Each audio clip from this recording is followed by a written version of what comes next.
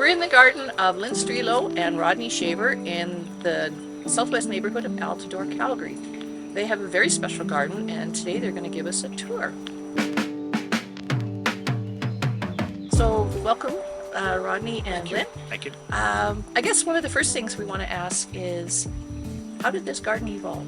You would tell us a little bit about the story behind it. Well, about 30 years ago, we were looking for a little bit bigger piece of property to garden, and our criteria was some mature trees that were not poplars or willows, because they're so invasive and it's really hard to garden under them. And one of our, and for myself, growing up in Southern Ontario, I remember the beauty of the elms. And so when we saw this property, a large pie-shaped lot, the south-facing backyard, the elms just attracted us both. We just loved it. And then the house was kind of a bonus because it was a custom-built, so on.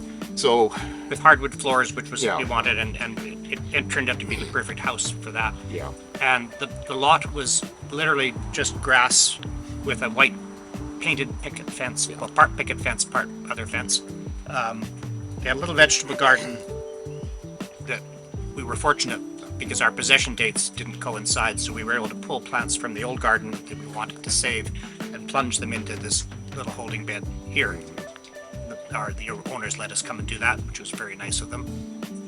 And then we'd met at a meeting of the Orchid Society 37 years ago, and we both had orchids, but then we needed to have a place to grow them, so we put lights in the basement in a room, metal halide, and grew orchids for 3 years there and continued.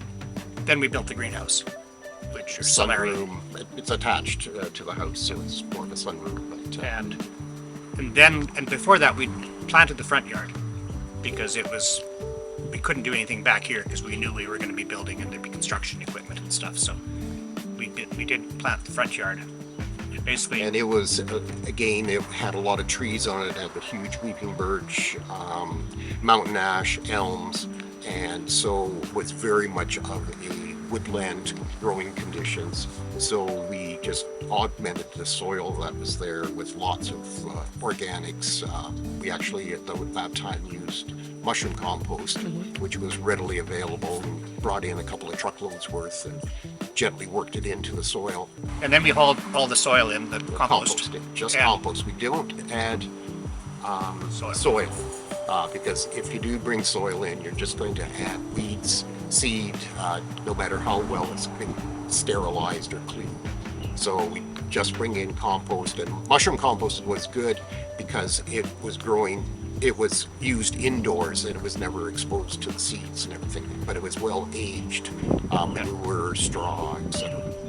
And then Rod basically, because he's taller, walked paths through the front garden under and around the trees. And then we shuffled the compost off the path, then what was going to be the paths, and then eventually laid flags for the paths, and then started planting. That was where we first planted, and all the woodland plants we brought with us from the old garden. It was not, I wouldn't say conscious design. It was organic. You did have somewhat of a vision of design in terms of, because it is a pie-shaped lot, and it's an uneven pie-shaped lot, so one side is a lot longer than the other, and so you kept looking at it as you kind of wanted to. It's that creating an artificial vista off into the distance, So it and looks making it look bigger, bigger than it is even. And also, I probably disagreed with that initially, but having formal structure in the garden, arbors and things to grow on, and something to integrate the house, which is otherwise kind of boring, into the garden. So near the house, there's formal structure, arbors, mirrors on the walls which help give depth, and then solid flagstone, Rundle stone paving. And then as you get down these winding paths, and one is a long curve that goes from the house to the farthest distance, but you can't get there directly. It's a sinuous path. And as the further you get from the house, the less formal the paving particularly gets. So eventually the paving is stones or stepping stones are further apart. And at the very far end, it's just gravel. So it's this decrease in formality as you get further from the house itself. Every time you go around the corner, it's something new and different. And I always get a chuckle when I have customers who bring their children. Like they could be 6-year-olds, 8-year-olds, or something like that. But they love it. They go running around and they're just following the paths of leaves and exploring, and it's magical for me because how often do you find a garden that's this full and tall? That was an interesting part of, I think, the development of the garden, because we didn't, in one season, we didn't do the layout of the garden and say, okay, this is going to be a seating area where we are right now. And this was originally going to be a shade bog garden. Oh, okay. Is what we had originally talked about. And so it was just dirt here, and we had done some of the other stuff. And then every time we walked through here, we would kind of look up towards the garden and realize, that's a pretty view of the garden looking up into it, because you're down low, you're looking really into the garden. And I think that's when we decided, okay, this is going to be a little seating area. And originally it was the only place to really sit and have dinner. Yeah. And then about 10 years ago, there was a big spruce tree, one of the Arbor Day trees that, of course, the sons of the previous owners had planted. And it was starting to lean into the power wires and into the fence. So we had that taken down, and we had this big empty spot. And thought, well, I can put more plants in. Yeah, I was thinking, I kept voting for a garden. I wanted more garden. Because it's the sunniest part of the garden. Yeah. And then we thought, well, do we really need more plants? Yes, but no. But the sunniest part, so we built the deck. Yeah. And which has been a real bonus, because it's, again, you're in the garden but looking back at the garden. And it's low, it's barely a foot off the ground, so you're still immersed in the garden. And it's also one of the last places in the day that gets sun.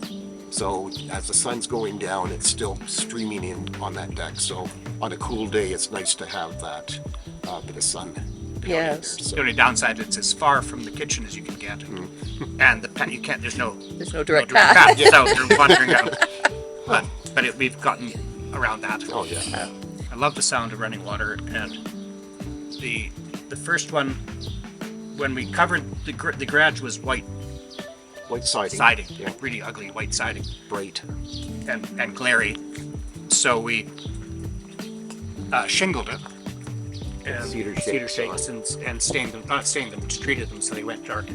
And then, I forget where we saw the mirrors initially, but we put the mirrors magazine somewhere that framed the mirrors.